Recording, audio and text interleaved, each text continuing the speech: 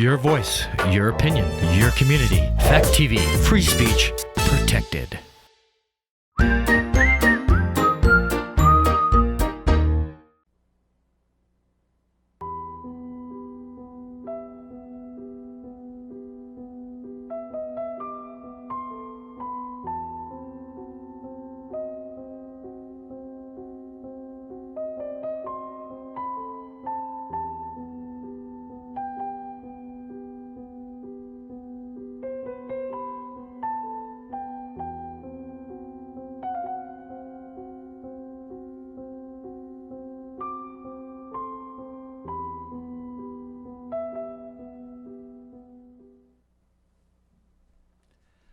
Good evening, and welcome to another edition of What Do You Think?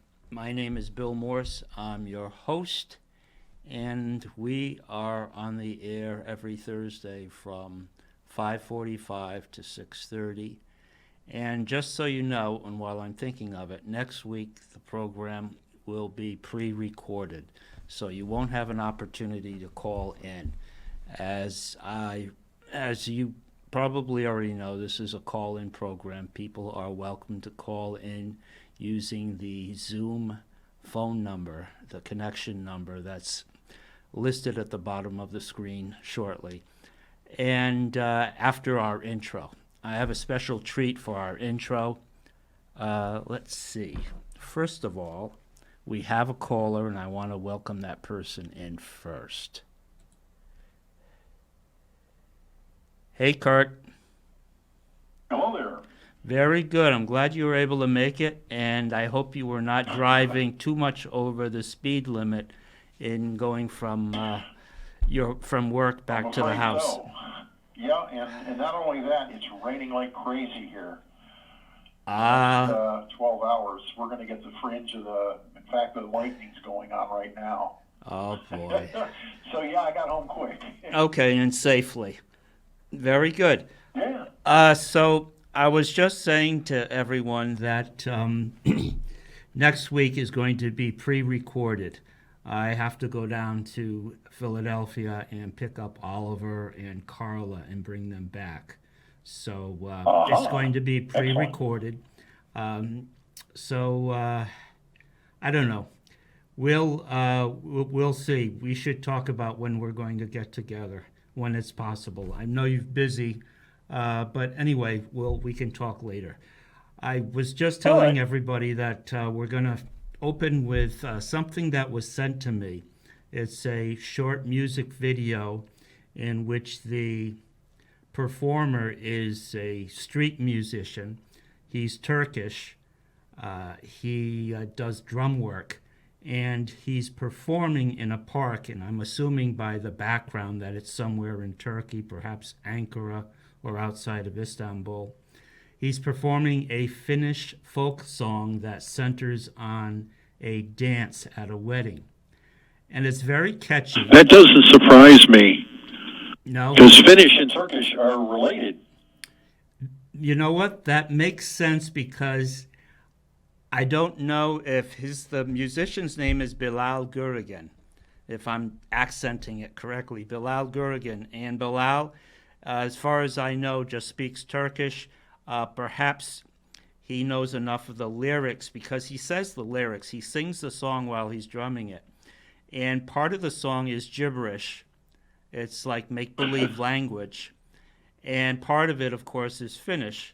And it deals, as I said, with a wedding song in which a girl, a young lady, I should say, at a wedding party dances with a man, and they click. And the young lady and the man go back to the young woman's house, and the mother is waiting, and she's not too happy about her daughter's choice for a date, let alone marriage. And the young man says, I'm going to take your daughter away, and we're going to be a match, whether you like it or not. The lyrics I found in English, they're kind of saucy. The guy's kind of impertinent. He has a lot of cheek. And I'm not sure if that's typical in Finnish folk songs, but or if something gets lost in the translation, because obviously it's a translation by somebody from Finnish to English. But I thought it was remarkable that Bilal, who's Turkish, a street musician, and also he's blind. He's been blind since birth, is able to perform this folk song and do it so well. So if everybody is ready behind the glass, we can play that video. Bayram Boynukara'nın hazırlayıp sunduğu, Bilal Görege'nin konuk olduğu, seyircilerin eşlik ettiği, YouTube'a özel müzik faslı başlıyor. Müziğin dehası Bilal. Yürü be. Allah'ına kul. Merhaba sevgili YouTube kullanıcıları. Uzun bir aradan sonra yine bir videoyla daha karşınızdayız.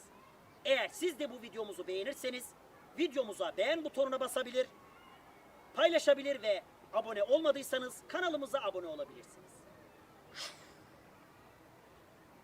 Dong dong dong dong dong dong dong dong dong dong dong dong dong dong dong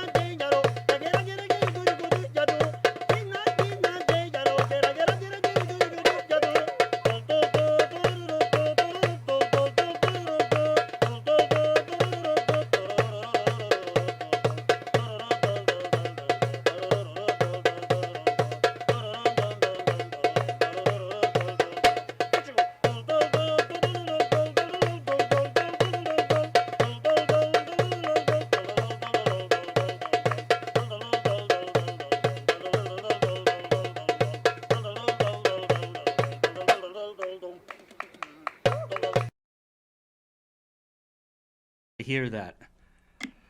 I did. Okay, good. And so were the rest of the audience members tuned in. Again, someone sent it to me, not in that format. It was sent as a video of older men dancing to folk music. One man would go out and do the dance, and they were, in this video, they were mimes, or not mimes, but they were memes in which the old men had been replaced by certain political figures. It was interesting. Anyway, that aside, the music caught my attention, and then I looked into where the music came from. I thought it was some type of Balkan folk music, and lo and behold, I found the name is Levin Polka, Levin, L-E-V-A-N, L-E-V-A-N, Levin Polka. Polka is spelled with 2 Ks, and it's actually Finnish in origin, from the 1800s, a Finnish folk song. And as we were talking about before, it's about a wedding dance and a budding love affair between a young woman and young men who were attending that wedding festival. But I was intrigued by Bilal Gurigan's performance using the drums, and he was a street musician. I don't think he's had. I think that's his main source of income. It definitely is now because he's done very well, and he also performs other forms of folk music, both from his native Turkey and from other countries.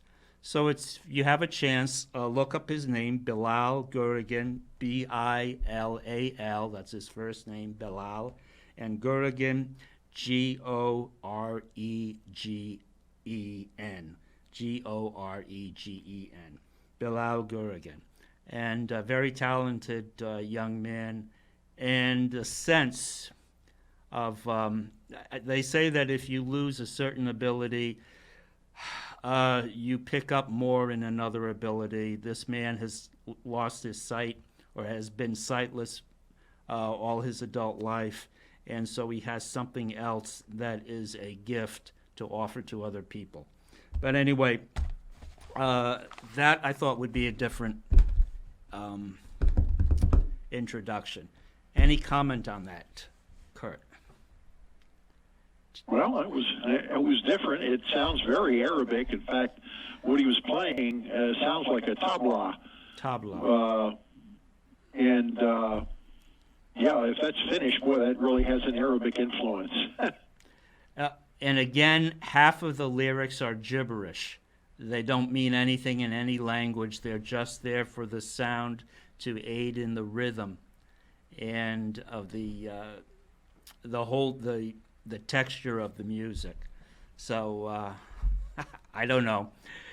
I think it's pretty incredible to learn a song in another language enough to perform it in public, but it's and still tell a story. There is a story behind the lyrics. So anyway, the main part of tonight's program, I put down on the schedule that there is. We're going to talk about a Cold War connection between the town of Cavendish, Vermont, which is Cavendish is on the way to Rutland from Bellows Falls. If you drive towards Rutland, you normally go through Chester, then up through Proctorsville. If you take a right and leave 103 and go east, probably 5 miles, I'm guessing, you wind up in the town of Cavendish, which is on the Black River. And Cavendish, for almost 20 years, had a rather famous resident who was living in exile. And it's an interesting story. Kurt, do you have any idea who I'm talking about? I do not. All right, I'll give you a few more hints. He was a dissident from a communist bloc country. And Alexander Solzhenitsyn. Very good, you get the prize. Yes. Yeah, you have to give me a hint there. Yeah, I found this out. I'm trying to think of how I originally got onto this track. But I read something. I've started looking at historical figures that have some kind of connection with Vermont because the studio and the audience is in Vermont and New Hampshire. And so Solzhenitsyn and his family lived in Cavendish from roughly 1976 to 1990. I'm going to say 1998. No, I'm wrong. 1994. Somebody can always fact check me. But yes, he lived from in Cavendish from 1976, the bicentennial year, until 1992. And just a little brief background. As you've mentioned, he wrote his first published novel, and this was published actually in the Soviet Union with Nikita Khrushchev's thumbs up.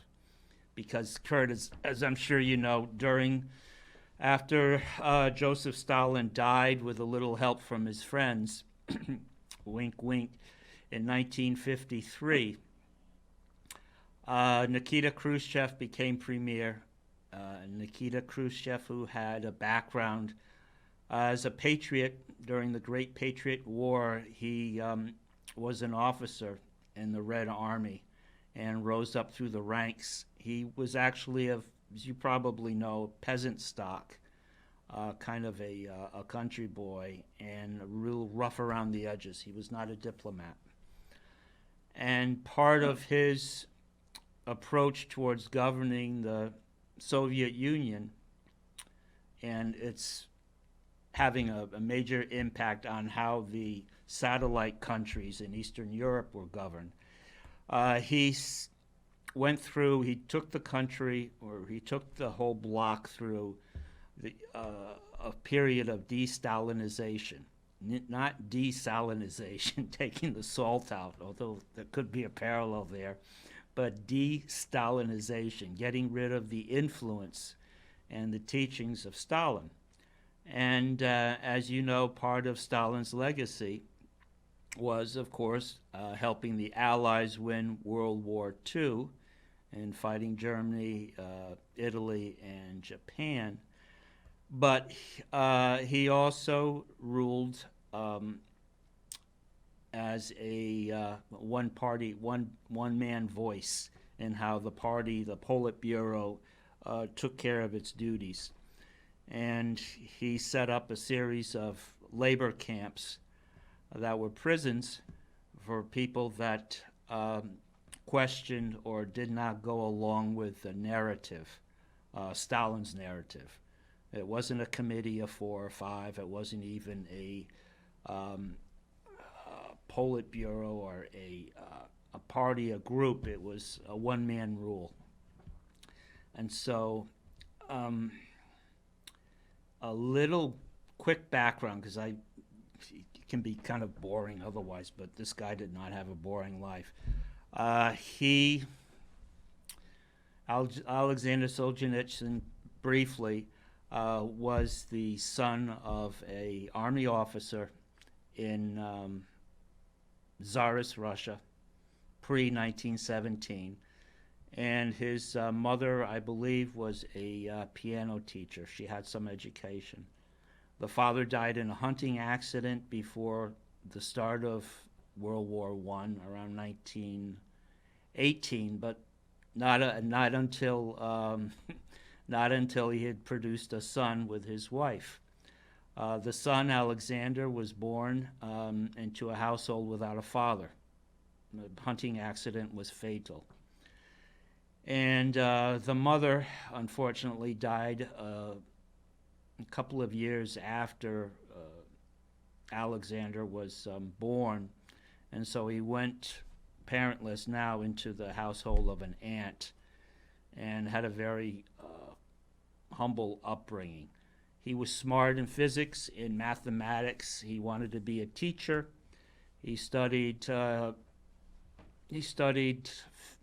math and physics, science, general sciences up through university. And he always believed in the narrative, the dogma of socialism through communist rule.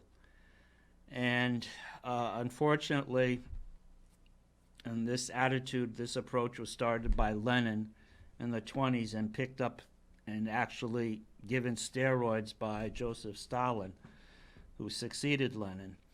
One of the things was you owned nothing. You contributed to the public good. So that meant a lot of people lost their property. A lot of farmers lost their farms. And through this collectivization, of course, everything went to the state. There was no real private property, and it was a ruthless system. I believe in the Ukraine itself, which was the breadbasket in the eastern part of the Soviet Union. In the 1930s, you had perhaps 5 million people starved to death because what they could grow was taken from them as part of the collective farm movement. And if they had any property or anything, if they were what they called a kulak, which in Russian means fist, if you were a kulak, in other words, if you had a brick house in your village, if you had a two-story house, if you owned property, if you had people working for you, you employed people and you housed them, all that was forcibly brought into the collective, and the state controlled all those that means of production. So despite that, of course, news of the starvation really didn't reach the West. It certainly wasn't circulated through the Soviet Union because of censorship. Most people didn't even know this happened unless you actually happened to be living there. And letters from people narrating what had happened were often confiscated. They were looked through, and people who complained were through letters or through not much of a phone system, but they were sent to labor camps. And so Solzhenitsyn he was a city guy. He went to school. I believe he was going to school in Rostov, which is in southern Russia. And he was doing fairly well. The war broke out with Operation Barbarossa. Kurt, I'm sure you've heard of that. Hitler's move into the Soviet Union to actually squash Bolshevism, which is what communism in the USSR was called. Bolshevism. Bolsheviks were the ones who toppled the Tsar, who was the king, and took charge after, I would say, eliminating 2 to 4 million opponents in the first couple of years of the revolution, 1917 to the turmoil, the chaos, the killing continued up until, I'd say, 1921. Does that sound about right to you, Kurt?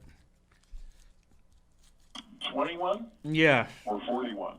No, I'm talking about the revolution. The initial change. Okay.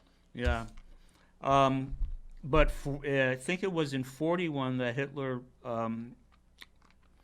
invaded Russia to crush the Bolsheviks, because he thought, and perhaps it was an eventual consideration of Stalin, that once Stalin's army, his forces were strong enough that they would start a march into German-held provinces or countries like Poland,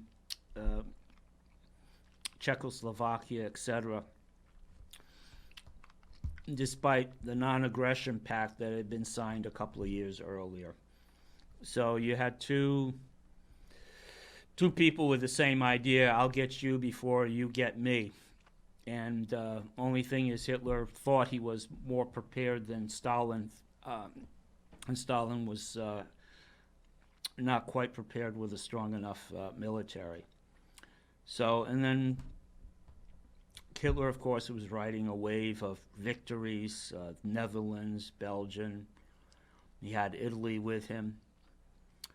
France had fallen the year before in 1940. He thought Britain would fall soon. Of course, he was wrong, especially when America started getting involved with Lend-Lease program and later with active military aid, and eventually people. So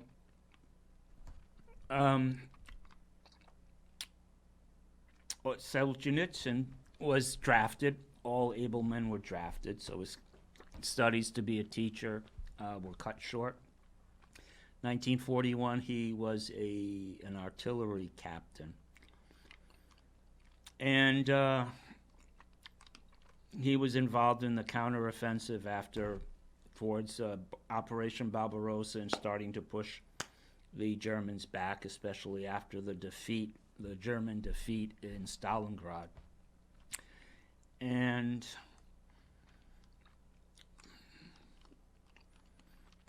And it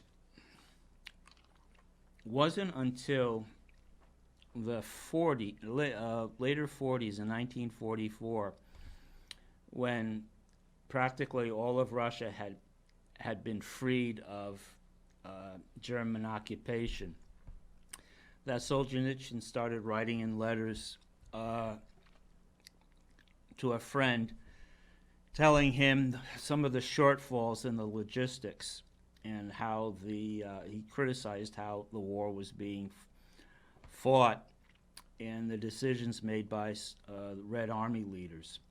And he was a captain, of course. He was not of course, but he was an officer because of his educational background. And unfortunately, all those letters, any letters that passed through Soviet mail system, are read. His letters were read. He was contacted by the secret police in, I believe, February of 45, late January. At that time, the Red Army was going into Prussia, East Prussia. And it was a hell of a time there. Solzhenitsyn writes about his experiences as being part of the Red Army in East Prussia, called Prussian Nights, in which it was a scorch and burn approach, and many things were done in the name of revenge for what the Germans had done while occupying parts of the Soviet Union. The Red Army soldiers and officers were egged on to commit atrocities whenever they came upon German civilians, and of course East Prussia was all German civilians. So he got a call, as I said, or he was picked up and summoned to Moscow in February 45. They said that he was guilty of treason, and because he mentioned forming a group to look at a different type of government than Joseph Stalin, he was also charged with organizing a treasonous group that would take over. And so for that, the normal penalty was 8 years in a labor camp. And so in July, he was sentenced to 8 years. He had been married for 4 years. He got married just before, in 41, early 41, just before he got into the service. A lot of guys did that. They married their sweethearts before going off to war. They didn't know if they would be coming back. Many didn't. Perhaps half did not come back. And so Alexander Solzhenitsyn was no different. He married, and he was sentenced to 8 years. He stayed in prison till 1953. He worked. His wife divorced him a couple of years before that because you cannot receive state subsidy or you cannot receive employment if you are married to a prisoner of the state. So what wives often did, or spouses, they changed their name and they divorced. They got a divorce through the courts, their husband being serving a prison term in the Gulag. And as you mentioned before, Kurt, day in the life of Alexander Solzhenitsyn was drawn from Ivan Denisovich, was drawn from Alexander Solzhenitsyn's experiences during those 8 years of captivity and forced labor in some really inhospitable climate areas, very remote. And so anyway, he wrote. Khrushchev okayed the book because it was against Stalin, and but he didn't want him to write anymore. He continued to write though, and he won a Nobel Prize in 1970, which was probably the worst thing that could happen to Soviet authorities because now they couldn't easily get rid of him. He could not easily have an accident. He could not easily be suicided. We're seeing that these days. And so what, or we're not. Who knows what's going on. But so he was deported. And he had remarried, and he had been deported. He thought he was going on a one-way ride. In fact, he was in the plane on the way from Moscow to, he didn't know where. He thought he was going to Vienna because a lot of things happen in Vienna. And he knew some German, and in the plane he was reciting to himself how to say, help, my name is Alexander Solzhenitsyn. I'm a novelist, and I want you to know that I'm here. So that people would know that he was there, and he was being escorted by KGB or secret police agents, and that his whereabouts at least would be known before he disappeared. He didn't go to Vienna. Instead, the plane landed in Frankfurt, Germany, and he was welcomed there by Heinrich Böll, who's a German writer, and he had met Alexander Solzhenitsyn. And so he spent some time in Germany. He decided Germany was not really for him. He liked everything being orderly, but I don't know, because of war experiences, but he just didn't want to stay in Germany. He went to Switzerland, and he lived there for 2 years. Now, Kurt, if you're still there, in 1976, he left Switzerland. He was actually, I believe he was in Bern. Where do you think he went after leaving Switzerland?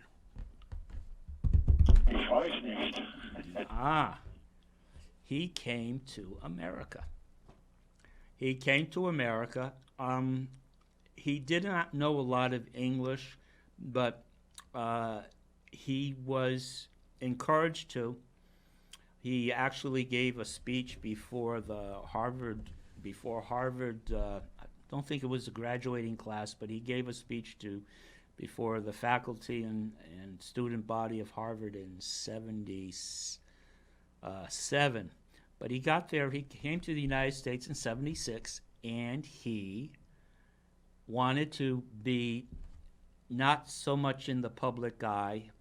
He wanted to just write. He wanted a quiet place to write. The Day in the Life of Ivan Denisovich was written during 2 winters he had spent in a wilderness camp in Latvia. Or maybe it was Lithuania, one of the 2 Baltic states. And he did that in the 50s, late 50s. And so he was a seclusion writer, and he actually had a schedule of working or writing from 8 in the morning till 8 at night. And the family would eat together for dinner, but his breakfast and his lunch he would take while writing. He was very serious about writing, prolific writer, as you know. But I wanted to just read a little bit about the Cavendish connection. And I'm reading from a biography by D.M. Thomas. D.M. Thomas. And Thomas spends one chapter, I'm just going to read 2 or 3 pages that deal with his arrival in Cavendish. And again, Cavendish is about 1,000 people. It had a mill that had closed. It has dairy farms, and I believe those have also suffered the passage of time. but it's still there. It's a cute town. I've been through it. It's very pretty. And up on one of the surrounding hills, uh, he bought a house, of course, from proceeds from A Day in the Life of Ivan Denisovich. And so this chapter is called A Zone of Quiet. And it starts with a quote, conversation in a library. Hey, aren't you that writer Solzhenitsyn? No, I only look like him. So this was a guy that did not want the limelight. He just wanted to write, be left in peace, be able to fund and send money and help other dissidents in the Soviet Union, because 1976, we're still in the Cold War. It won't be for another 13 years before the Berlin Wall comes down, and we have glasnost, or opening up, through Mikhail Gorbachev, the new premier, who follows Leonid Brezhnev, who's in charge at this time, and Ronald Reagan, who was president in the 80s. Cavendish, in the Black River Valley, surrounded by densely forested mountains, has a becalmed air. Here is the silence, soft glowing light, predictable four seasons, and predictable snow that attracted the exiled writer to it. Its residents live for the most part in neat, clapboard houses. Farmhouses straggle up the lower slopes. The population figure of just over 1,000 has scarcely varied since the Civil War. In the aftermath of that conflict, many French Canadians moved in, bringing a Roman Catholic leavening to the predominantly Protestant English stock. Oh, by the way, Solzhenitsyn was Eastern Orthodox. He was a Christian, okay? And it's interesting that in Russia there's been a resurgence over the last 20 years of religion, Eastern Orthodox Christianity. Polish families came, and some Finns, their origins gradually smudging away in the common destiny of rural, respectable New England. Nothing much ever happened there. Solzhenitsyn's appearance at the community meeting, this was in '76, was the most exciting event since a visit from President Calvin Coolidge in 1928. A native of nearby Plymouth, Coolidge came to look at the extensive damage caused by flooding of the Black River. He arrived a year later, said very little, and left. What do they call him? Silent Cal? Coolidge? The village is evidently the kind of place in which great men say very little. There was not much that humble Cavendish people could say to the reporters, desperate for scraps of news about their famous resident. You don't even know he's here, really. He stays up on his hill. His wife and children always say good morning and wave. They're not bad neighbors, another person said. They keep a nice place.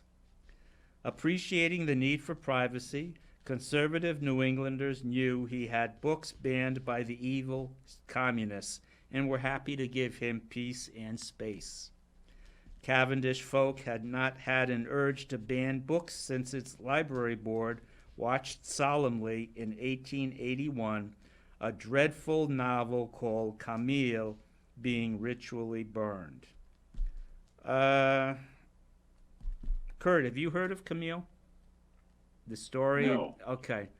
I believe Camille is the story of a female sculptor or sculptress who has a bout of insanity. Anyway, it was kind of 1880s. It was not something that would be put before the public eye.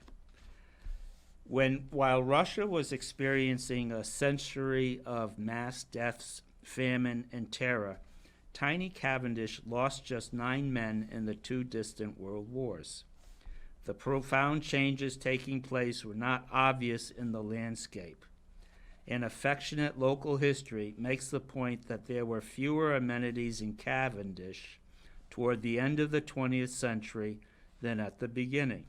It's interesting. That's true of many small towns. The railroad, a century old, no longer has passenger trains, only freight, Green Mountain Railroad. Buses run less conveniently, and it is virtually impossible to live in the village without owning a car. Dairy farming, with which woolen mills and sawmills historically comprised the local economy, had by the mid-1980s, so this was after he had started living there, almost completely died out. The last mill had closed in 1958. Still, Cavendish has not become a ghost village of commuters, perhaps like going to Rutland, if only because of the doubtful virtue that many people are retired. There are many small-time home-based businesses or cottage industries, such as the engraving of guns, the selling of tulip bulbs, weaving, pottery, and a winery. Now, this book was written in '98, this biography on Solzhenitsyn by D.M. Thomas. I understand that Cavendish now has a brewery as well. So Cavendish is with there in a very important 21st century trend. They have their own brewery. There is no local doctor. Increasingly, through satellite dishes and computers, residents belong to a global village as well as a Vermont one. Very true. I think, and Kurt, I'm sure you would probably agree, I think technology in this sense is actually helping villages stay alive by making it possible for people to live in them and not necessarily work there. Would you agree? Oh, absolutely. Yeah. And even more since the epidemic. I mean, the trend is trying to work from home, and now that rural areas have access to the internet, that enables them. That's true. Very true. But still, the prevailing reality of Cavendish is, and I imagine is still today, to quote a title of Robert Bly's A Silence on Snowy Fields. This is what Sonya required. Sonya was the nickname for Alexander Solzhenitsyn. Quiet and lots of light. As his wife told a reporter, he needed nothing else. Her husband insisted he had enough of everything to last him the rest of his life. I can't even persuade him to buy shirts and pants. Completely indifferent to cold, I think that was bred into him through the work camps. Completely indifferent to cold, he could happily work in a cold room. Indifferent to food, too. Again, the labor camps, I'm sure, kept very close track of how much food the workers ate. Indifferent to food, too. He could eat the same thing day in and day out, which I'm sure was what he had been used to for 8 years in the gulags. Very few journalists now were granted an entry into the writer's life. The one American journalist, a freelancer called Andrew Nemethy, who in 1983 drove up the narrow dirt track road through increasingly dense trees to the chain link fence and the electronic surveillance. He really wanted his privacy. Had a feeling of awed privilege.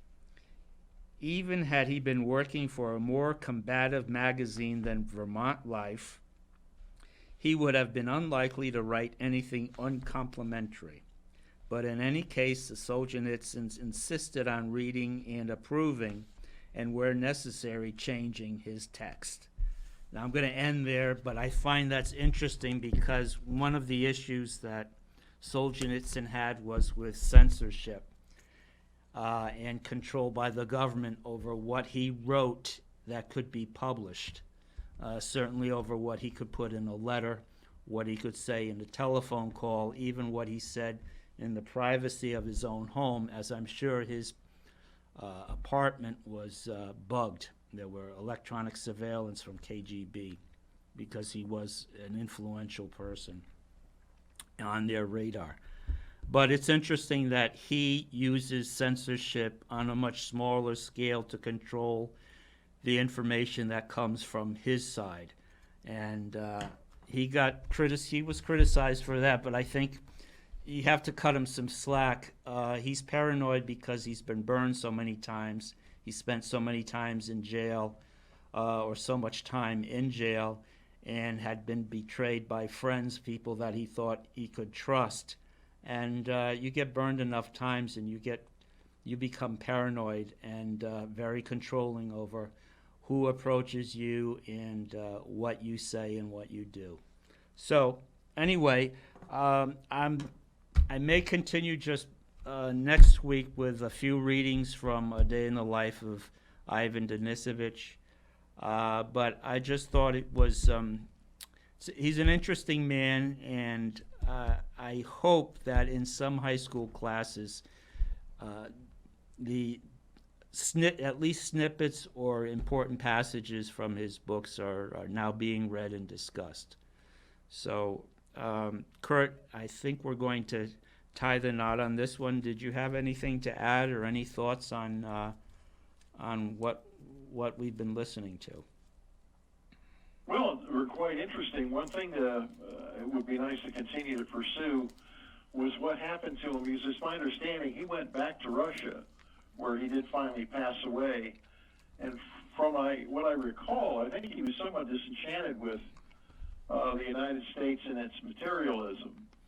He had some negative comments, if I recall, about his time here. But I don't know. I think you're right. Later, but yes, you're right. He's an interesting man. I think he had a problem with the materialism because he saw it get in the way of community. The materialism, the constant need to buy something, whether you need it or not, and the pressure, the incredible pressure through media advertising. I think that turned him off because he saw that as damaging to people's spirit, and definitely damaging to the spirit of being a neighbor, being part of a vibrant community that cared for each other. And he had an acute sense of that because he needed some kind of a community, not just where he lived in relative freedom, but on the other side of the chain link fence or the barbed wire where he was kept for 8 years. You needed a small nucleus of people for support. And there are characters that he describes that were serving 25 years in a gulag, and that had reached a state of contentment, almost like a Zen type of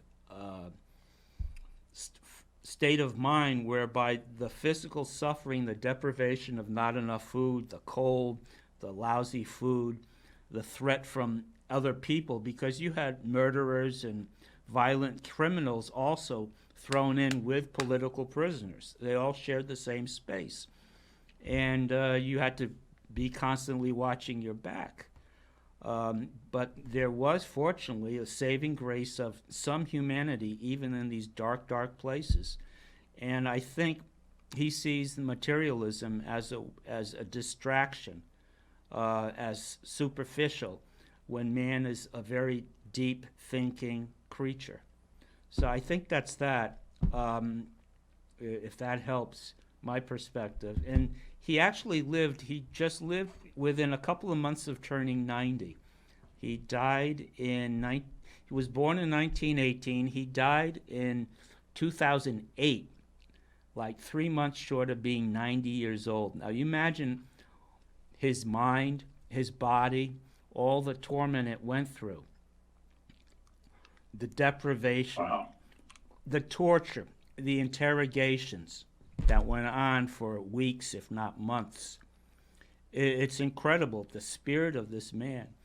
And he, as you said, he did go back to Russia because he was disenchanted with the materialism of the West and the fact that our democracy was compromised and not quite the model, not quite the institution that it should be. to guarantee freedoms. And he left in 98. He left, I want to say he left Cavendish in 94. I'm not sure where he was. I believe he spent some time somewhere else. I forget. My mind's kind of a jumble. But he did spend the last 10 years of his life, 98 to 2008, in Russia, and he died in Moscow in 2008 at the age of almost 90. So, but I'm going to give this some thought, and I like your idea of maybe looking at one or short excerpts to look at some of the character development and portrayal of these people that were really living on another level spiritually and surviving and actually really incredible. So Kurt, if you're home, would you give me a call later on? Can you give me a call later on tonight? Will do. Yeah, give me a call later on and we'll catch up. But I'm going to say, we're running over. I'm going to say good evening to everyone and thank you for tuning in. I hope you found this interesting, and I hope piqued your interest in learning more about this man and his world, his situation, and where we've come from as a country in welcoming dissidents and welcoming people that are oppressed for political reasons. So anyway, wish you all a good weekend. God bless. And again, next week's program, 5:45 Thursday, is going to be pre-recorded. So again, thanks again, and have a good rest of your week. Bye-bye. Спасибо. До свидания. До свидания.